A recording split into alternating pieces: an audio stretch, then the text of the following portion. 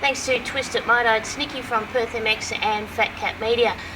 A lot of people have asked me to tell my side of the story as far as people may or may not be aware that I was diagnosed last year with breast cancer. And someone said to me, why don't you tell everybody about it? And for a lot of people it's a very personal thing, and I accept that, and that's fine. But being a little bit in the public eye with motocross and my sort of filming commitments and commentating and that, someone said to me it'd be an ideal time, a good platform to say what actually happened. I was 45 at the time, no, I was 44 rather, at the time. Mum had been diagnosed a couple of years ago with ovarian cancer, and she had said to me that there had been some sort of genetic link that they had found, that the researchers had found between prostate cancer, ovarian cancer and breast cancer. So she said, do the right thing, go and get yourself checked out. So being of that age, I wasn't able to go and have a mammogram straight away. Went and saw the GP. GP said, right, we see the family history and all that sort of thing. Let's go and get you checked out. And if it wasn't for that GP, I probably, in all honesty, wouldn't be sitting here today. So I went along and I had a mammogram, and being at that stage I was 44, you have to hang out with a lot of old people. And it was old woman central, so you find that you get your breast poked this way, you get it poked that way. Thought nothing more of it. About 3 weeks after that, got a phone call from Royal Perth Hospital saying, we've got your results of your mammogram. There's some abnormalities there that we want you to come in and have checked out.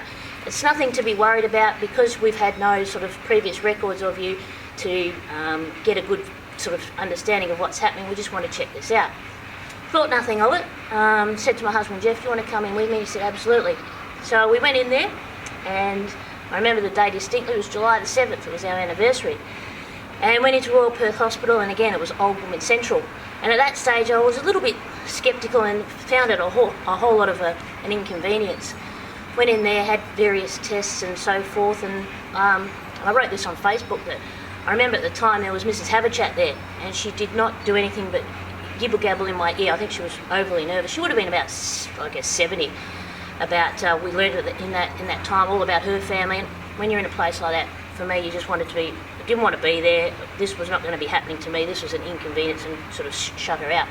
The next day we went back to Royal Perth Hospital to get the results, and she was there again, and she said, I think you'll be fine. She went in before me and came out. She had big smiles, big thumbs up. I'm fine, you'll be fine. No worries at all for you to worry. You're young.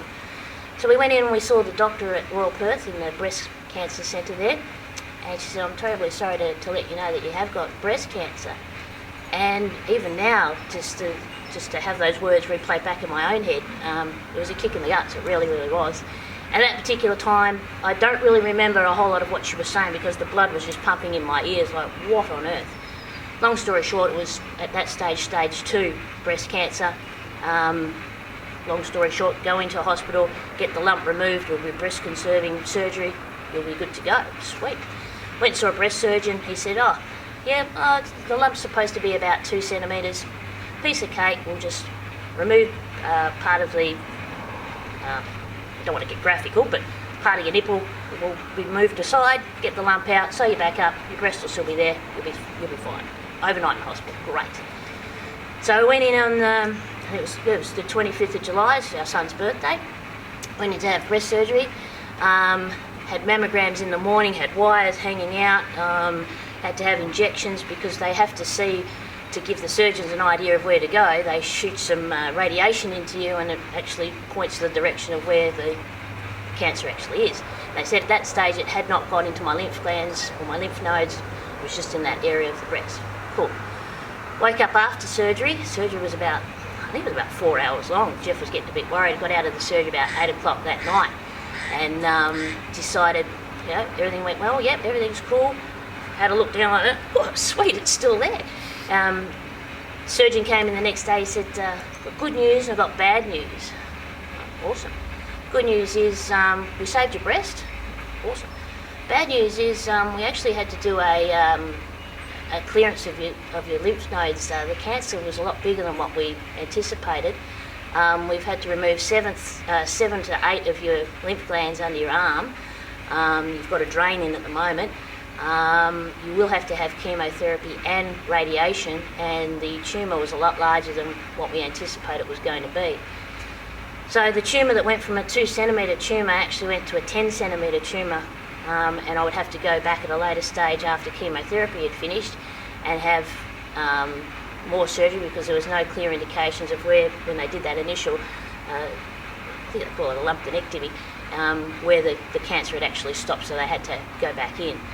So this was July, so I had chemotherapy for 3 months. It was awesome. No, it wasn't. It was shit, to be brutally honest with you. You get through it. Some people can't, some people do. You just do the best you can. Waited a month after that, went back in and had a mastectomy, and they discovered that the cancer was all gone. They'd got it all. They'll have to have radiation. So I had a month of intense radiation, and let me tell you, that is intense. Think of your worst possible sunburn and then double that, because ouch, it hurts. It blisters, it's red, it's itchy, it's sore. No amount of cream you can put on it makes it feel better, but hey, I'm still here. What I want to say to all ladies out there, and it doesn't matter, cancer doesn't discriminate. If you notice any changes in your body, I didn't. You know, everyone says check yourself for lumps and that, and even when I was having the mammogram, the doctor said, can't you feel that lump? I said, no, I can't feel the lump. You don't know what's going on with your body. Sometimes we don't even know what we're supposed to be feeling with. Whether you're a male or female, breast cancer is a killer, and it will get you if you don't know and don't get checked out, I guess. Go and see a professional and be guided by them, but don't be one of these people that sort of goes out and thinks, I'm going to go and sit in the middle of a paddock with under a triangle and listen to the Zen gods because that's going to kill me. It's not going to cure you. People will come up with all kinds of advice. They know someone that had breast cancer. The worst thing that someone said to me, about 3 people have said to me, oh, I know such and such, they had breast cancer. Yeah, they didn't make it. People don't want to hear that. You've got to have hope, you've got to have positivity. I'm still here, I'm still fighting. There's probably a 20% chance that the cancer may come back in 5 years. It may not either. No one knows. You could go out in the middle of the road and get hit by a car.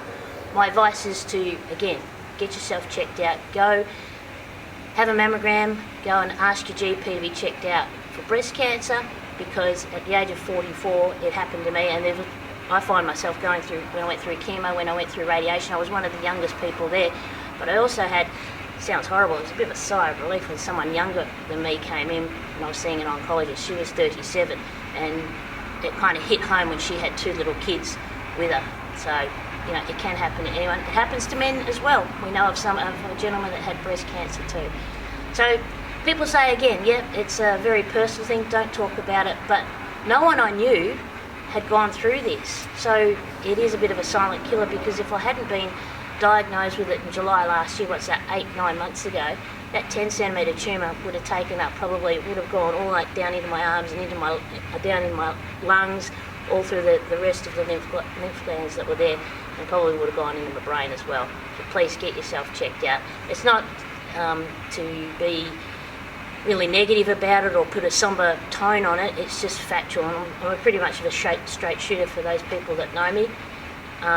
If you've got questions about it, you can get onto websites such as Breast Cancer Australia, Breast Cancer WA, Breast Screening WA, but more importantly, just go and get checked out by your GP. I want to say a big thanks to a lot of people in the motocross community.